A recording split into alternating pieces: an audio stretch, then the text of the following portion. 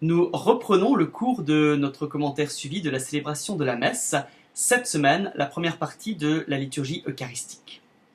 Si nous nous sommes laissés conduire par tous les rites, toutes les paroles qui ont jalonné la messe jusque-là, nous sommes maintenant prêts à aller encore plus loin, dans la profondeur du mystère de Dieu, dans l'immensité du mystère de son amour.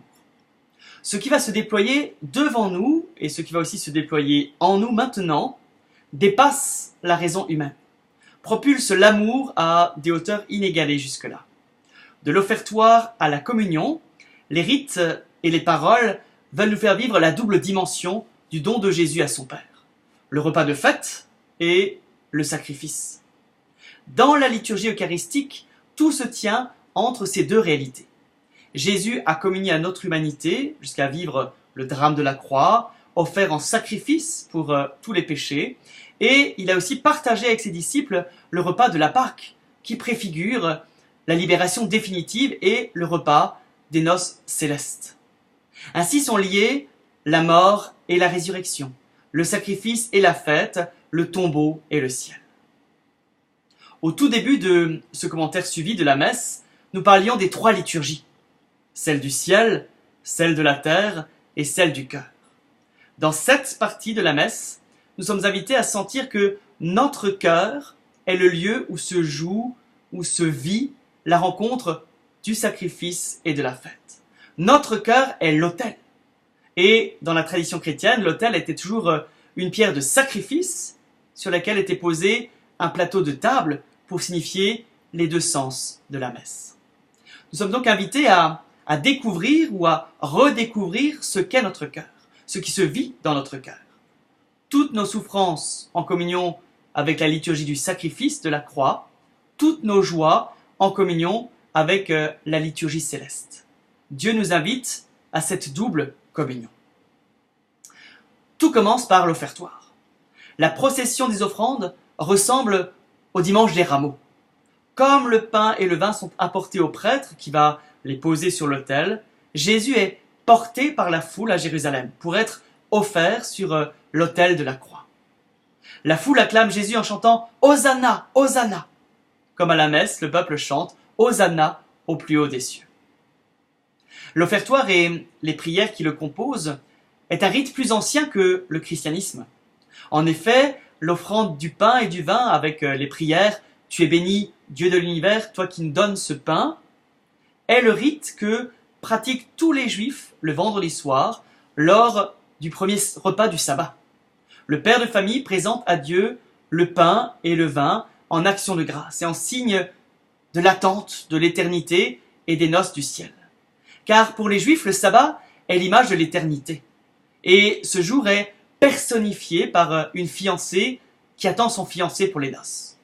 De même, Jésus va se présenter à son Père dans cette longue semaine sainte qui s'achève par le don total, le vendredi après-midi, sur la croix, justement avant le premier repas du sabbat.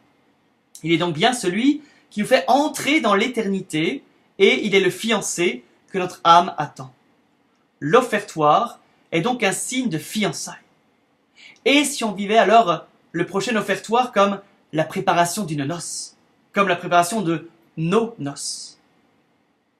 La procession des offrandes. Au moment où sont portés le pain et le vin à l'autel, a lieu aussi la quête.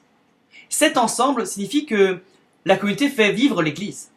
Le pain, le vin, l'eau et l'argent partagés veulent aussi manifester que c'est nous-mêmes que nous offrons à Dieu, comme en retour du don que Dieu fait de lui-même à nous tous par son Fils. Mais attention, ce n'est pas un « je te donne, donc tu me donnes ». Ce que je donne est mon merci à Dieu pour tout ce qu'il est, pour tout ce qu'il a fait pour moi. Rappelons-nous, merci en grec se dit Eucharistie. Ensuite, dans ce temps de l'offertoire, il y a un geste particulier, celui de la goutte d'eau dans le vin. Dans ce temps de l'offertoire, ce geste de la goutte d'eau dans le vin montre que nous sommes invités à nous plonger en Dieu. Saint Cyprien, évêque du IIIe siècle, écrivait « Si quelqu'un n'offre que du vin, le sang du Christ se trouve être sans nous. Si ce n'est que de l'eau, c'est le peuple qui se trouve être sans le Christ. » C'est pourquoi la formule du prêtre, à ce moment-là, est très explicite. comme cette eau se mêle au vin pour le sacrement de l'alliance, puissions-nous être unis à la divinité de celui qui a pris notre humanité. Vient enfin la prière sur les offrandes. Arrivé à ce niveau de notre commentaire de la messe, nous sommes sensibles au témoignage du pasteur qui, à la suite du Maître, a donné sa vie pour ses brebis. Saint Paul écrit « Offrez vos vies en hostie sainte ». Nous sommes arrivés au cœur de l'offertoire, au moment où tous, prêtres et fidèles, sont invités à s'offrir tout entier pour la gloire de Dieu et le salut du monde. Le dialogue qui précède la prière sur les offrandes dit ceci.